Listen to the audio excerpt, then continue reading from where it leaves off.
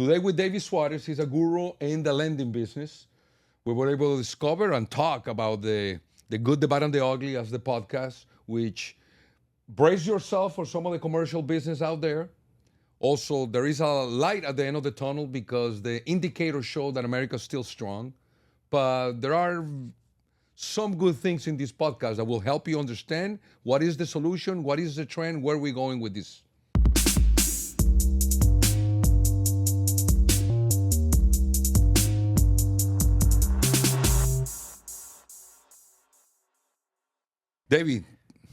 David Suarez, thank you for accepting my invitation. I'm really eager to hear because it affects my business, the financial side, the lending part of it. And you as a member of the club, our club, I mean, we talk about it all the time. And it was important for you to come and share a little bit of that information that you encounter every day, which is, think about it like the most important part aside from a deal. I learned from someone very old, but very smart.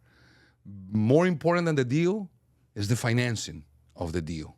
Sometimes it's very important. Thank you, David. Thanks for inviting me. It's fun. First time doing a podcast. Okay. So the financing part of a deal is, especially when you go into the side of investing or either residential or commercial investing, if it doesn't make sense financially, the deal could be really good, the property could be really good, but then it's not a good investment. So yes, it's a challenge. I love it. I've been doing it for, it's about 7 years now. I come from a golf background. I was a golf instructor for over 10 years. That's where I met you. Yeah, that's where we My met. kids used to take your classes. And that's where I met most of my clients. Funny or not, I guess I worked 10 years giving lessons so I could have enough people to do loans for them. And once I decided to go into a new career, I did study business, but I always wanted to stay in the golf, and I stayed on the golf for as long as I could. And when it was time to transition into a new career, I met the person that's been my mentor, giving him golf lessons as well. And he was the one that started pushing me towards like working with him, coming to join our team. And that's how I got into this. My first loan, I got it giving a golf lesson on the driving range. A family member was like, "Hey, you know what? I think my sister's buying a house and she might need a loan. Let me put you in touch." And all the loans until now, I can always trace them back to the golf course. Something in relation to golf. That's Yes, great. to a lesson, or especially, and where it really made the big difference was, since I love to teach young kids, and especially when they were like 5, 6, 7, 8 years old, that was like the age. Your that niche. Yes, I really like that. And when a parent trusts you with their kids, they're gonna trust you with their financials. For sure. So that part of lending, that is the trust issue, it wasn't a barrier for me because I already knew them personally. So there was an emotional connection with you. And there was no issue on letting you see their tax returns, their Interesting. financials. Good for you. I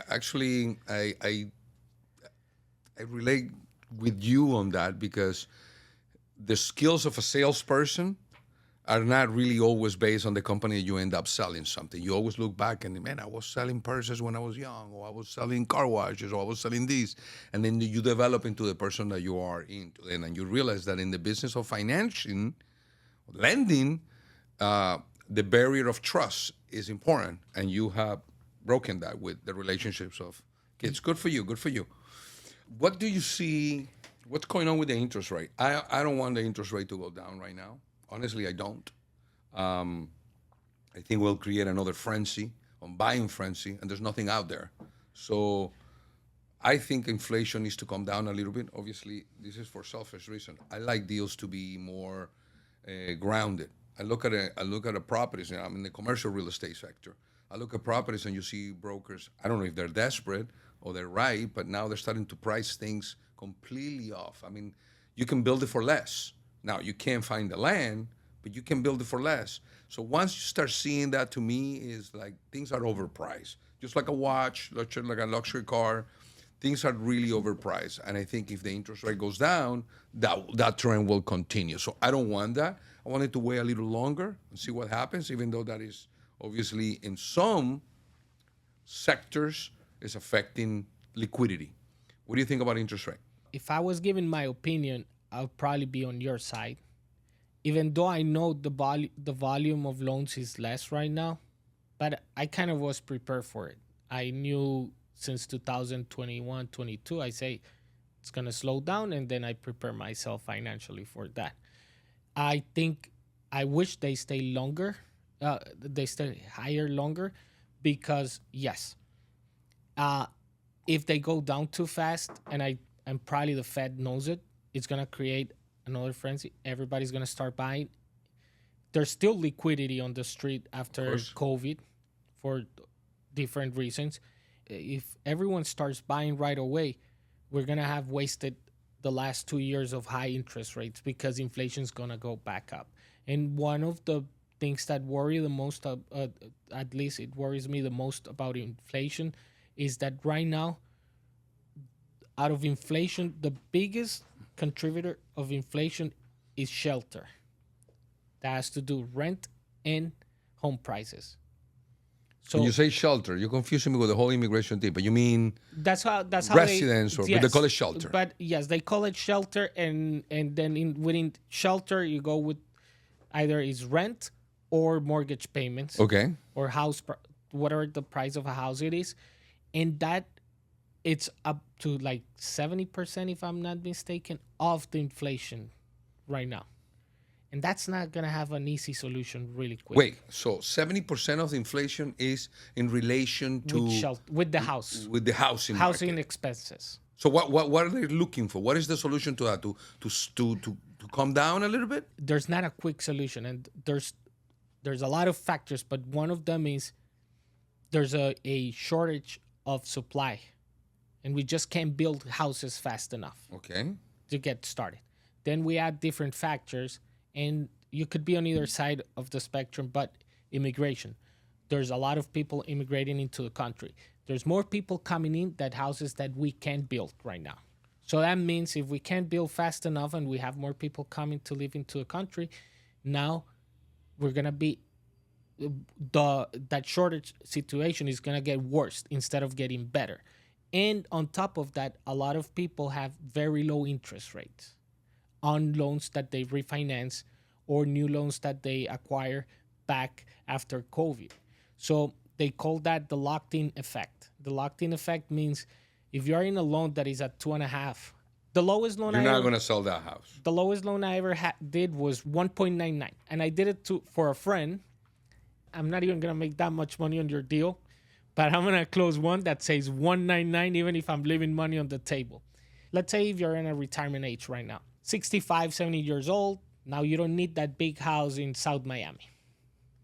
Yes, but you have it and a loan at 2.5%.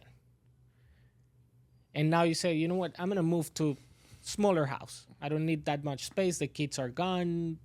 And then when you make the numbers, even though they have a ton of equity on that house, when they make the numbers to move to another property, the payment is higher. Are you going to move? No, you're not.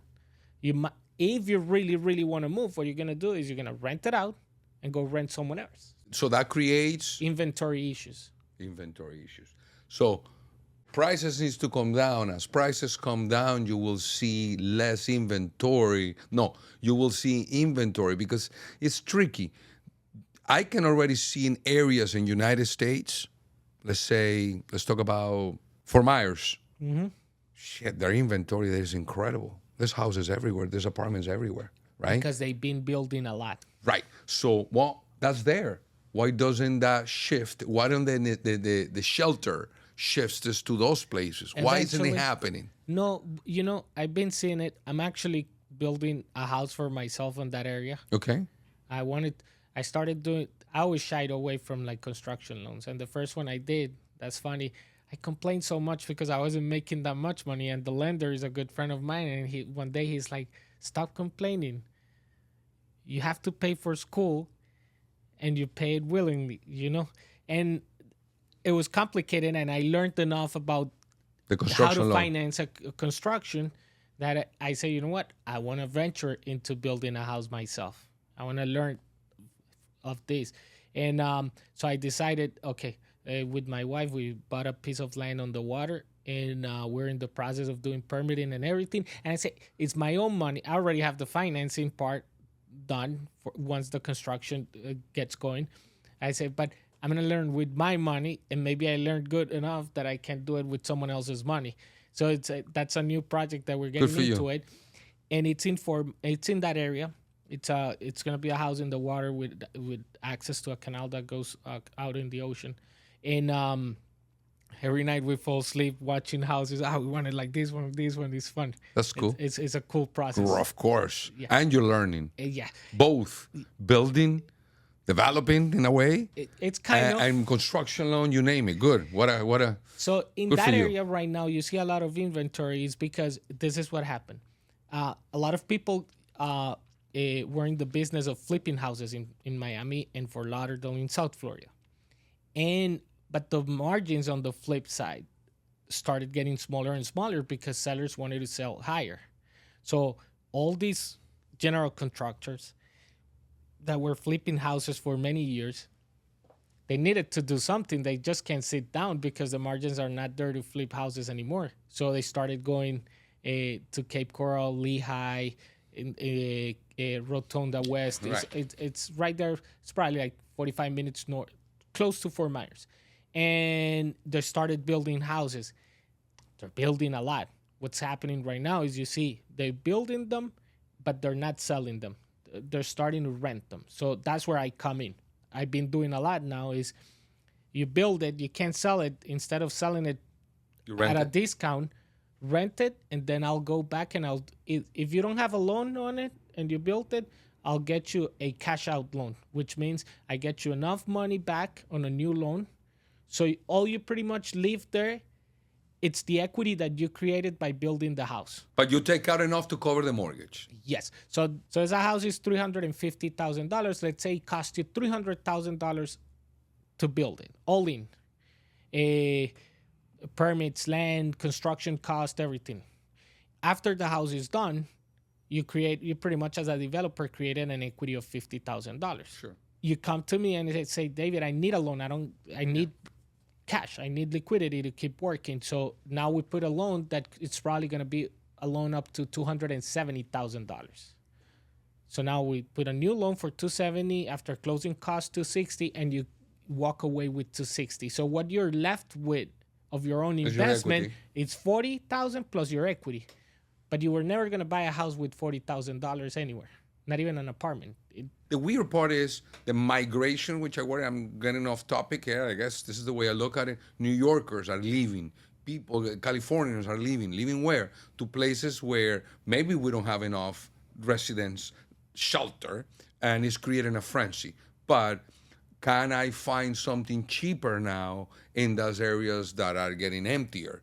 So I think it's just a matter of, in my opinion, of November 5th, that things might change, that people are starting to trust now how the United States is going to operate, right? I know politics has a lot to do with it, but I don't know, I have those mixed feelings. I don't want the interest rate to go up. I just learned something today with you, which is good. I'm going to explore now. Then you can build construction loan, and then you got an equity, and then you put your money out, and then it's just rented, and then you sit on it and wait. But there's some areas that there's a lot of product in the market. Like you see, like you look in Zillow and it's crazy. How many homes can it be there for sale and for lease? But they rent.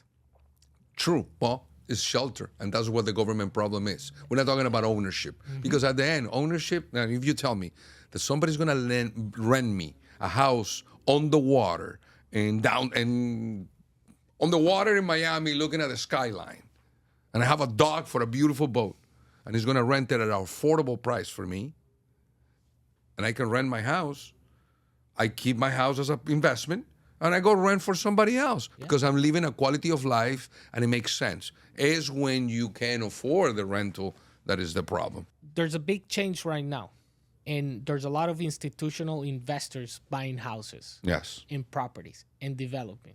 the other day I was playing golf, and I was playing golf with someone, and when he tells me what he owns, I say I live close by, and it's not that he owns a building right next to where I used to live, not one property, the entire building. So, and this what happens is institutional investors are buying because it's a very safe investment. Maybe, and it's what happens depends on what happens. Everything changes, and maybe in a few years, when those investors are tired of renting those properties and just making a smaller percentage, maybe the government loosen up a little bit the screws on the lending criterias, and they do condo conversions. They sell these properties that are for rent for profit and move into something. But as of right now, buying a house is harder than ever before. Now that we're talking about commercial real estate, I want to talk about commercial real estate. I can see comments from very important people about this big dilemma of commercial real estate. So it brings to, which I think I know what it is, which is the maturity loan term. I mean, everyone after COVID started borrowing at a low interest rate with a 5-year balloon payment. I mean, 25-year amortization, but 5 years. Commercial loans are usually like that. Would you agree? Not a lot of commercial loans at that low interest rate was going to be 25-year without balloon. So I see 5 years, wait a second, 20 to 25, 26. So between 25 and 26, there's going to be a lot of loans maturity day come into play, and they're not going to be at 3% and 3.5% or 4%. That's definitely going to make the numbers not work. That's when I think people are going to have to say, unfortunately, either I pay the piper and get the new loans because they're not going down like I wish they were, or I'm going to have to sell and cash out of my equity, give away my equity, grab my equity and just let it go. Then you will really see, because the buyers of the time right now, current buyers are aware of the 7%, 7.5%, 8%, right? They're aware. So if you want to buy something, you're aware of that rate and you need it and you can afford it. But the guys that were underwriting these deals back then, they're not going to make any sense. So I see how commercial real estate is going to start to show up in the radar opportunities because it's not going to make financial sense at the rate they bought it. Correct me if I'm wrong. If I'm wrong, give it to me straight. I'm not an expert on commercial. I do commercial loans, but what I read about commercial a lot is 2025.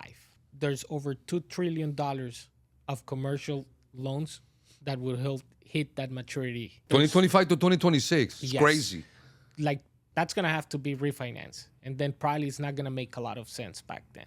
I want this to happen. Some people are going to have to stop the BS and says, no, I got to take my equity out. It's not going to make sense. But I look at it more from the investor side, not from the owner-occupier. If you occupy in your building and you have a low rate, it's like a residential. You're not going to move from your building that you're using at a low interest rate. No, you're not going to move. You got to pay more. You're going to have to pay more interest.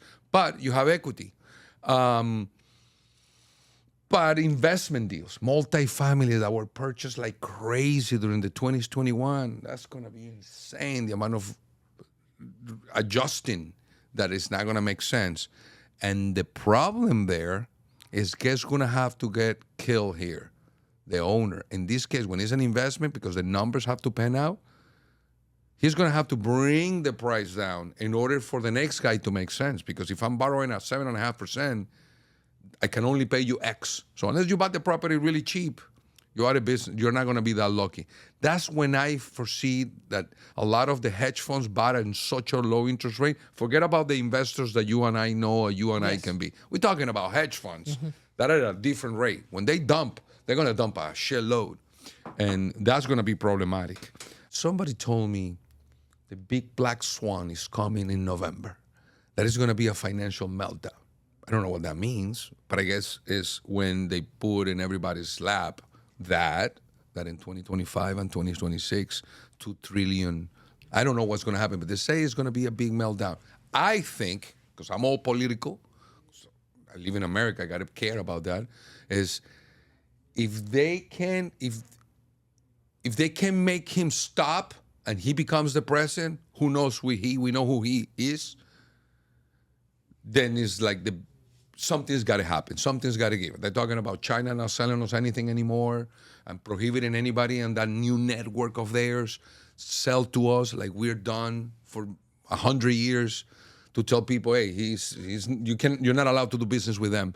They're going to do that to us, and it's going to create a problem, financial problem, a financial meltdown. Have you heard anything that in the banking industry? I've been thinking for many years that there's a lot of things that are not sustainable, but when you read and you looked at all the metrics and everything, all the reports, everything looks extremely stable, you know? Okay. And there's not a lot of bad loans. Okay. There's still a lot of liquidity. So there's things that make you ask yourself is like, can this be sustained? But like high prices, high interest rates, but it seems like yes, in some sort of sustainable. And then it goes back to where we were talking about. And in commercial is different than in real estate because everybody in residential. In residential, everybody got locked into good rates.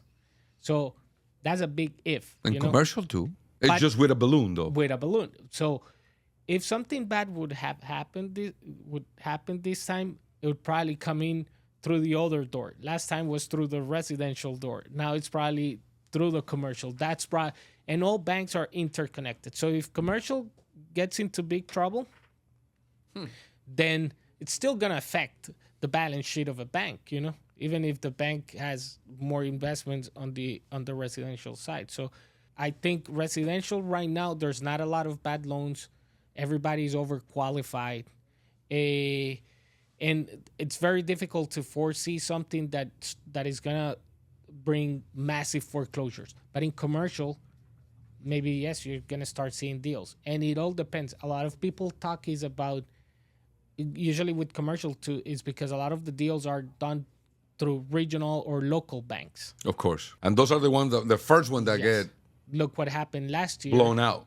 With the Silicon Valley Bank. in New York, and the Fed rushed to save them. So who knows? No, I love it. I was going to ask you that. I was going to tell you that because what is the perfect timing, the dream of an investor?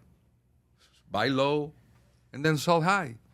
And right now, some of them are in the sidelines with this liquidity waiting for something to go south. They'll come in. But this time, I don't think the Feds are going to take that long. And I think the Feds are going to go do what they did for Silicon Valley Bank, that it was so fast. I mean, very little advertisement. They know the only way to save this from a meltdown is to jump in on this. And I think financial institutions know that they will be saved. I think investors know that. And I think it's going to be a free-for-all for many people out there still with liquidity.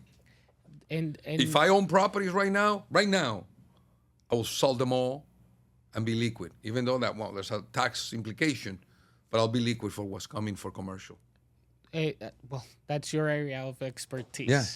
They keep it quiet from a panic standpoint, and there's always the investor, the liquidity out there. There's trillions of dollars. People have money, so they love to buy something at a discount. So there's always someone out there to save the day.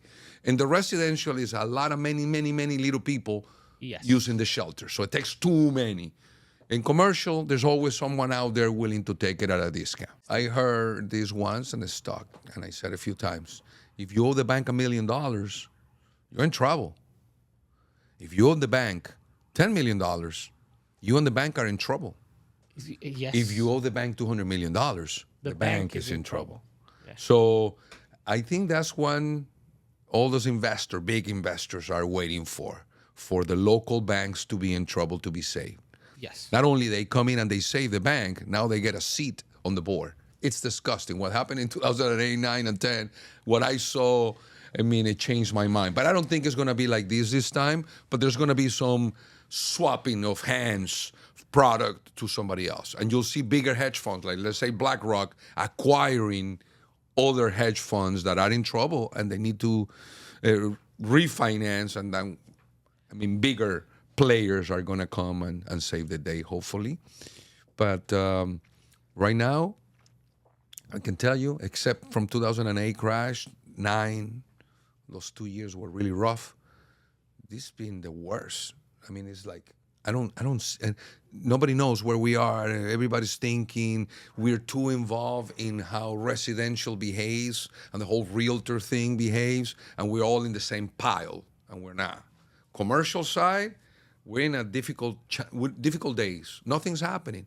Everybody wants to buy. Everybody wants to make a deal, but no one can make a deal. The numbers make no sense. So nothing's happening. Obviously, if you need to rent space, and we get paid very well for that, okay, that's good.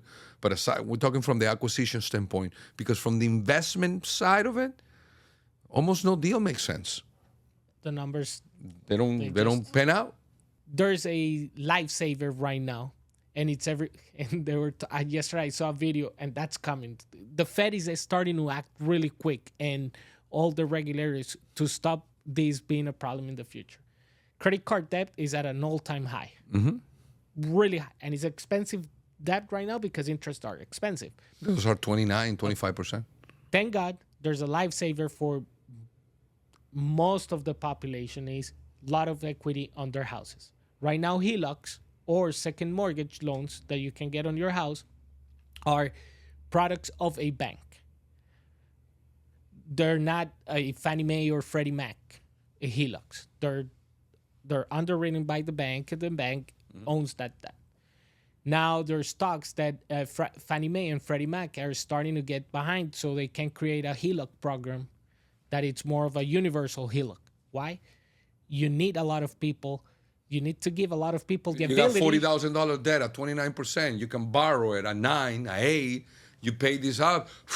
You relieve one payment, and okay. And that's a way of decompress a little bit the stress on the economy. Because what you were talking about, the last thing... I like that. That's a good trend of the Fed's a good move from them. You're talking about the last thing a person stops paying is their business, right? Because it's the only way that they're going to get out of whatever problem they're on. When their business closes, they're done. Yeah. They have to start from zero again. Yeah. But get a job. The first one they stop paying is credit cards. But we're talking about trillions of dollars. So the joke that you were saying, if you owe $100 million to the bank and you don't pay, the bank has a problem. When there's a $1 trillion of unsecured debt and people do not pay, then the bank has a problem. So what is a way to give them a way to fix that problem? Take the pressure off. After COVID, prices went up, so people have tons of equity in their houses. So if the government comes up with a HELOC program that it's easy to qualify for, it's very secure. So that's why the government is saying, you know what, we need to create a way for people to tap that equity that they have so they can use it and go pay down those credit cards, because if not, they're going to default on the credit cards, and then after that, they're probably going to default on something else. Now their next car is expensive, and it becomes a snowball effect. And maybe not now, but in 5 or 6 years, they're going to stop paying the mortgage, not because they wanted to, but because they've been defaulting on everything. So the government is going to come up with a solution. I like that. That's a good solution. I know the new trend in 2024 or 2025 is going to be these HELOC loans. If you ask me... That's a starting. No, that's right. I think that's a trend. The HELOC loans, because the equity is there, and you don't need to, if you can still invest, you can still buy something, you can still fix your house, you can still pay credit cards with your equity. Almost everyone has equity if you bought the house 2 years ago or more. Tons of equity. Tons of equity. David, thank you so much, my man. Thank you. I really enjoyed it. This was a nice conversation about brace, be hopeful, and there's a line at the end of the tunnel. I like it. It's good. It's good. Things will get moving, and hopefully eventually we'll get to more of a normal. And let's start doing some commercial deals, you and I, man. Anytime. Thank you. For inviting Thank me. you for coming, man. Thanks, sir. Thank you.